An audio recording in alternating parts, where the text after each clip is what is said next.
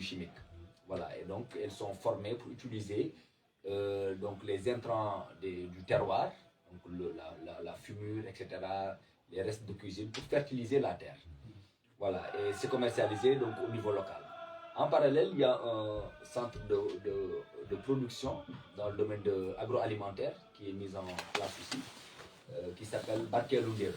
Là-bas, les femmes sont formées aux techniques de transformation. Elles font des jus, elles transforment aussi le mil, et puis elles font le moringa, qui est une plante médicinale très, très forte, très puissante pour le renforcement du système immunitaire.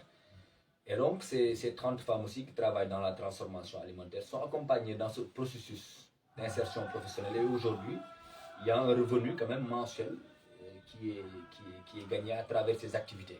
Donc tout cela aussi a été possible par la mise en place d'une clôture, mais aussi d'un forage qui fonctionne au solaire, etc. Et en tout cas, travail des baïfals sur place, sous le leadership de Sine Babacar Bow, qui font les formations, qui accompagnent les femmes dans ce travail. Donc nous nous sommes vraiment investis dans l'encadrement. En parallèle aussi, il y a le domaine artisanal qui concerne... Ah oui, donc voilà, j'ai juste parlé d'un exemple d'agroécologie, d'un champ agroécologique, mais on en développe 7, voilà, au totalité.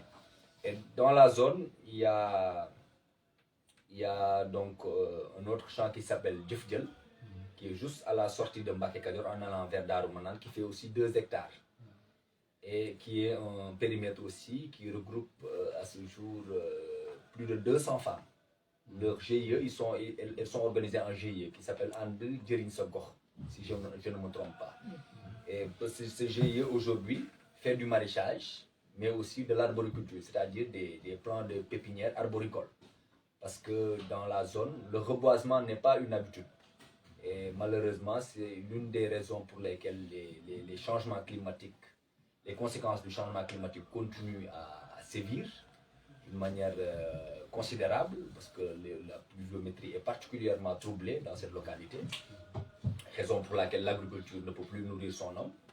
Et de même, voilà, il y a de moins en moins d'arbres, parce que les gens coupaient de l'arbre pour en faire du bois de chauffe, ce qui a vraiment accentué l'avancée du désert dans cette localité. Maintenant, parce que l'agroécologie aussi, il faut savoir que c'est une réponse par rapport à cela, en termes en tout cas, revalorisation de la biodiversité.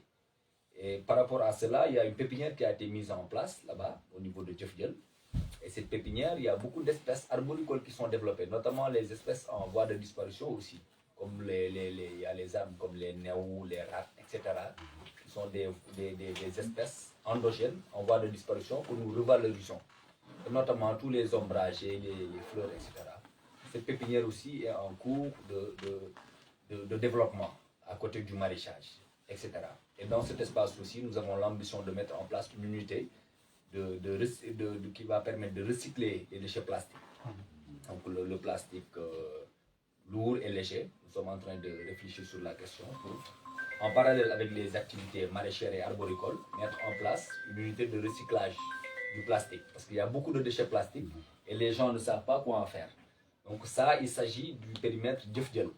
Également à Touba Tchilla, il y a aussi un périmètre qui a été mis en place là-bas. Touba Tchilla, c'est le village de Serigne Moustapha Mbaké, qui est le calife de Gouyminde, le calife de Senbara. Et avec sa collaboration et sa participation, parce qu'il a mis même sur place un forage donc pour soutenir l'initiative, nous avons mis en place donc un périmètre agroécologique où les femmes font aujourd'hui du maraîchage. Et c'est également dans cette même lancée de vraiment cet espace polarise 4 villages autour de Touba Tchilla. Et l'idée, c'est vraiment de pouvoir en faire une activité génératrice de revenus importante et pouvoir aussi former les femmes. Parce que la formation, c'est très important. Quelqu'un qui a un métier, après même derrière chez lui ou chez elle, il peut faire du maraîchage et gagner sa vie. Donc l'objectif, c'est vraiment de dégager des perspectives d'emploi dans ce sens, dans le vert. Et nous sommes convaincus que c'est la voie à prendre pour aujourd'hui développer le Sénégal et développer l'Afrique. et notamment avec une approche qui est respectueuse de la nature et respectueuse de l'homme, sans utilisation de produits chimiques. Voilà donc quelques exemples des périmètres que nous avons mis en place. Maintenant, il y en a un autre à Dem. Comme je l'ai dit tout à l'heure, il y en a 7 en totalité. Maintenant, pour revenir à Mbacké Kadior, il se trouve que l'artisanat est aussi un débouché important, donc une activité qui est en cours aussi de développement, et c'est surtout Sokhna Aïcha qui vraiment œuvre donc nuit et jour dans l'élaboration de cette activité, parce que c'est pas facile aussi de créer de nouvelles activités, surtout quand on s'adresse à une population qui n'est pas forcément lettrée, qui est illettrée, et parfois d'un certain âge. Pour les formations et tout, c'est pas facile parce que tu fais de la formation en même temps tu fais de la production. Donc il faut pouvoir commercialiser les produits, etc. Et pour cela, il faut de la qualité. Parce que le client ne va pas acheter parce que pour te faire plaisir, mais le client va acheter parce que le produit lui plaît, parce qu'il y a de la qualité. Et nous, donc, notre objectif, c'est vraiment d'accompagner ces ateliers, que ces ateliers puissent être autonomes. Maintenant, il y a un atelier donc teinture, un peu à l'image de Ndeb, parce que le centre des métiers Mamsamba est assez connu au niveau national et même international pour, en tout cas, ces produits de qualité. Maintenant, en Mbacké Kadior, l'idée c'est de reproduire la même chose aussi. Maintenant, la marque Mbacké Kadior a émergé depuis quelques années maintenant. Il y a l'atelier teinture, il y a l'atelier couture, il y a l'atelier vannerie, il y a l'atelier crochet. Si je ne me trompe, je pense que c'est ces différentes filières qui sont développées, et aujourd'hui ça a permis d'enrôler quand même plus d'une centaine de femmes. Et également à Touba Rof, il y a aussi des ateliers qui ont ouvert là-bas, qui produisent du savon, de l'eau de javel, etc. Et également à Darumanan, qui est à 2 km, il y a un centre de commercialisation qui a été mis en place là-bas. Et puis, donc, ça permet donc tous les produits qui sont conçus au niveau de Mbacké Kadior, plus précisément au niveau de Guiris Bamba, sont commercialisés dans ce centre, notamment à Touba, avec des points de vente à Dakar, etc. aussi. Donc, l'artisanat, c'est vraiment aussi un aspect très important, parce que ça permet à même parfois des personnes un peu âgées qui n'ont pas la force peut-être de travailler la terre ou de faire une activité qui demande physiquement beaucoup d'énergie, de pouvoir tricoter des trucs chez eux, etc. Donc, et en fait, ils font aussi des produits magnifiques. Et c'est dans le cadre, on peut dire, du commerce équitable, parce que c'est vraiment quelque chose qu'elles font, et il n'y a pas de...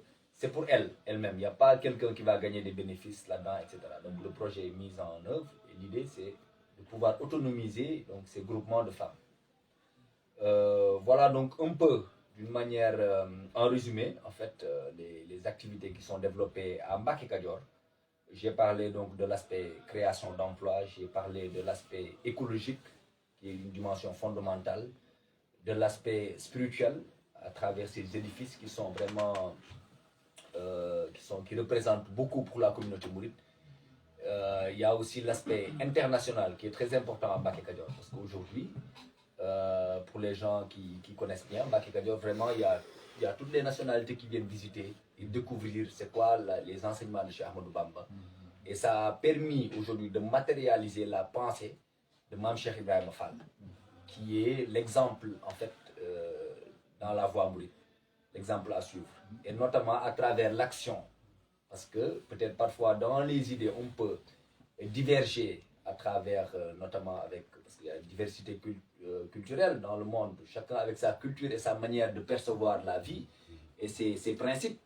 Mais quand on est dans l'action et quand on est dans la mise en place, en tout cas, d'activités qui viennent du cœur et qui prennent en fait forme à travers les enseignements de Cheikh Ahmadou Bamba, qui n'est autre que les enseignements du prophète, et salut sur lui, les cœurs se retrouvent. Et à Mbacké Kadior, il y a cette dimension universelle qu'on retrouve là-bas sur place et qui est vraiment saluable et qui permet en fait de réconcilier aussi les nationalités et les peuples de ce monde, et qui est vraiment une dimension très importante aussi du projet. Donc nous sommes là, j'ai essayé de résumer le plus bref possible, mais quand même c'est un grand projet, donc c'est pas facile de parler de tout. Certainement j'ai dû oublier des choses, mais Sokhna Aïcha et Baye Cheikh pourront compléter mon intervention. Je vais juste conclure pour parler de l'objectif de cette rencontre qui me semble très important aujourd'hui, dans la mesure où vraiment l'objectif c'est de voir comment faire aussi pour mettre en place ce centre éducatif, le Daara Mame Mor Anta Saly, qui est aussi l'avenir de Mbacké Kadior, parce que pour que toutes ces activités puissent se pérenniser, pour que ce projet avance à grands pas, il faut que la jeunesse soit formée. Et donc, Sokhna Aïcha va revenir sur le contenu de ce centre, mais pour que cette jeunesse aussi soit formée au niveau de Mbacké Kadior, avec vraiment la philosophie et les enseignements de Cheikh Ahmadou Bamba, dans un cadre éducatif, il faut d'abord que nous puissions construire les bâtiments. Et pour cela, il faut mobiliser des fonds. Et c'est la raison pour laquelle, la semaine passée, nous avons eu une rencontre au niveau de la Suisse avec les mourides de là-bas et les amis et tous ceux en tout cas qui adhèrent au projet. Et nous avons entamé la collecte de fonds et nous avons donc échangé aussi sur l'approche de comment faire pour communiquer vraiment et mobiliser le maximum de mourides autour de ce projet. Parce que je l'ai dit tout à l'heure, les autres édifices ont beaucoup avancé, mais il est nécessaire aujourd'hui d'accentuer nos forces et de nous mobiliser autour de ce projet éducatif qui est un grand projet, très ambitieux et très important donc, pour le projet. C'est un pôle vraiment très crucial. Donc je vais m'arrêter là pour le moment. Et puis tout à l'heure, peut-être s'il y a des questions ou des suggestions, nous pourrons poursuivre les échanges. Merci beaucoup. Donc je vais passer la parole à